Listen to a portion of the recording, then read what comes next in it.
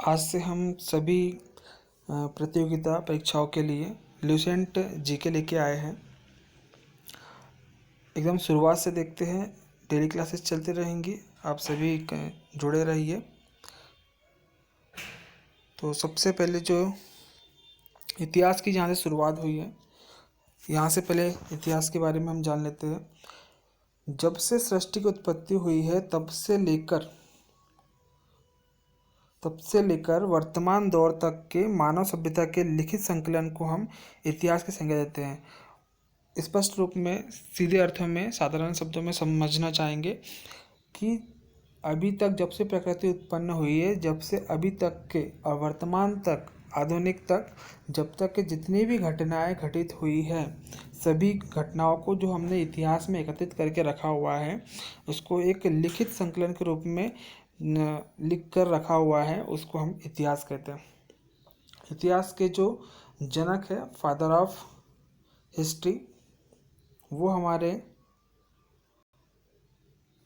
यहाँ पे जो जनक है वो हेरोडोटस को इतिहास का जनक कहा जाता है। फादर ऑफ हिस्ट्री माना जाता है हेरोडोटस को। ये बहुत ही इम्पोर्टेंट है, इसे आपको याद रखना है, जो कि एग्ज़ाम के पॉइंट ऑफ व्यू से बहुत ही इम्पोर्टेंट हो जाता है। फिर इसके बाद देखते हैं इसके आगे का। अध्ययन की सुविधा हेतु इतिहास को हम 3 कालखंडों में 3 पार्ट्स में इसको विभाजित किया गया है। पहला है प्रागैतिहासिक काल, प्री हिस्टोरिक पीरियड, पाषाण काल, इसको हम बोलते हैं स्टोन एज, जैसे सुदूर अतीत के कालखंड को जिसके संबंध में कोई लिखित स्रोत उपलब्ध नहीं है। इसके हेतु मात्र पुरातात्विक अवशेष ही अध्ययन का आधार होता है। मतलब कि जो भी पुरातात्विक विभाग होता है, हमारे देश में पुरातात्विक विभाग अलग से बनाया जाता है, जो पुरानी वस्तुओं को खोज कर निकालता है, ज़मीन में गड़े हुए पुरानी वस्तुओं को, चीज़ों को, जो भी धातुएं मिलती है, जितना भी मतलब जो पहले के अवशेष रह गए हैं, उसको जो पुरातात्विक विभाग होता है वो उसको खोजने का कार्य करता है, कि अध्ययन का आधार होता है। इसी को हम प्रागैतिहासिक काल कहते हैं।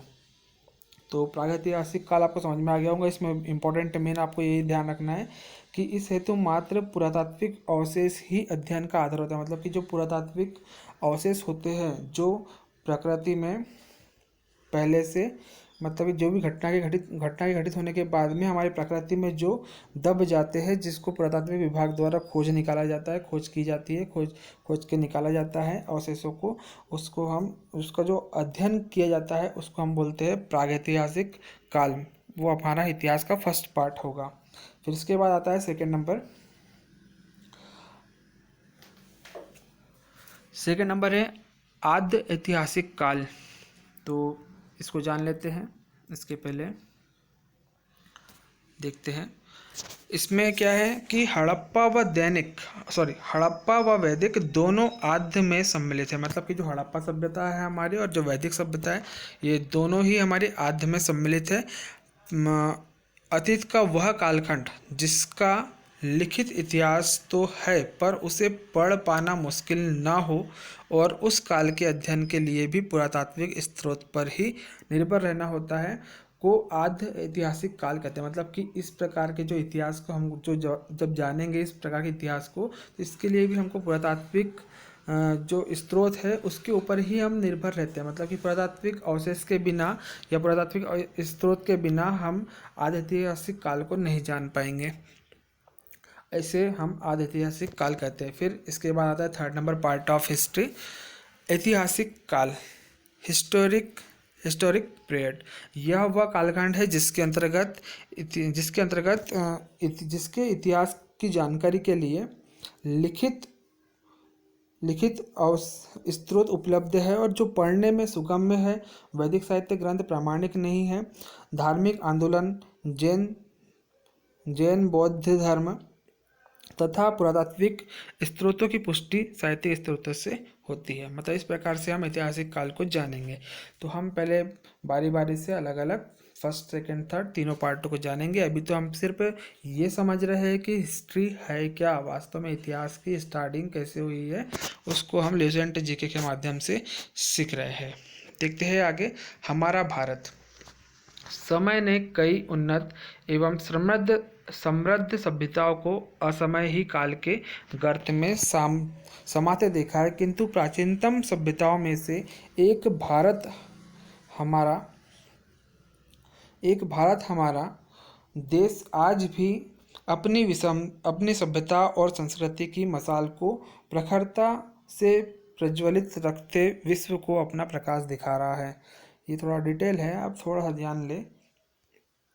थोड़ा डिटेल भी आवश्यक होता है हर चीज़ों के लिए। 1 मिनट। तो और साबित भी कर रहा है कि वास्तव में भारत सदियों पूर्व विश्व गुरु था। हमारे देश भारत का नामकरण ऋग्वैदिक काल के प्रतापी राजा ऋग्वैदिक काल के प्रतापी राजा भरत के नाम पर हुआ था। मतलब कि हमारे जो भारत का जो नामकरण है, हमारे देश का नामकरण है, वो ऋग्वैदिक काल के जो राजा थे, मतलब बहुत ही महान राजा थे, उनके नाम पर, उनका नाम जो था भरत नाम था, उनके नाम पर हमारे देश का नाम भारत रखा गया। तो भरत के नाम से हुआ था हमारे देश का नामकरण ऋग्वैदिक काल के राजा के नाम के द्वारा। पूर्व में इसे आर्यों की भूमि होने के कारण आर्यव्रत भी कहा जाता था। मतलब कि जो भारत है हमारा देश, उस मतलब भारत के पहले हम उस अपने देश को आर्यव्रत नाम से भी जानते थे। मतलब सब स्टार्टिंग में भारत के पहले हम उसको आर्यव्रत के नाम से भी जाना जाता था। बौद्ध ग्रंथों में भारत को जम्बू द्वीप नाम से पुकारा गया। यूनानियों ने इसे इंडिया कहा। मध्यकालीन मुस्लिम इतिहासकारों ने इसे हिंद अथवा हिंदुस्तान नाम दिया, जबकि हमारे महाकाव्य तथा पुराणों में इसे भारतवर्ष अथवा भारत का देश हमारे देश के सिंधु नदी के कारण इसका नाम हिंदुस्तान भी पड़ा। वैसे जो सिंधु का मतलब होता है वास्तव में यहाँ पे, तो इस प्रकार से देखेंगे। सिंधु भारत के उत्तर में महान हिमालय की पर्वत श्रृंखलाएं शोभित है। तो पूर्व में बंगाल की खाड़ी, पश्चिम में जहां अरब सागर है, वहीं दक्षिण में हिंद महासागर। भारत के इतिहास को अध्ययन की सुविधा के दृष्टिगत से 3 भागों में बांटा गया है। तो यहाँ पे 3 प्रकार से बांटा गया है, देखेंगे। तो आज के लिए इतना ही। इसके आगे के जो 3 पार्ट है वो हम आगे की वीडियो में नेक्स्ट टाइम पढ़ेंगे। आप नेक्स्ट वीडियो को देखिए इसके आगे का जानने के लिए। तब तक के लिए धन्यवाद।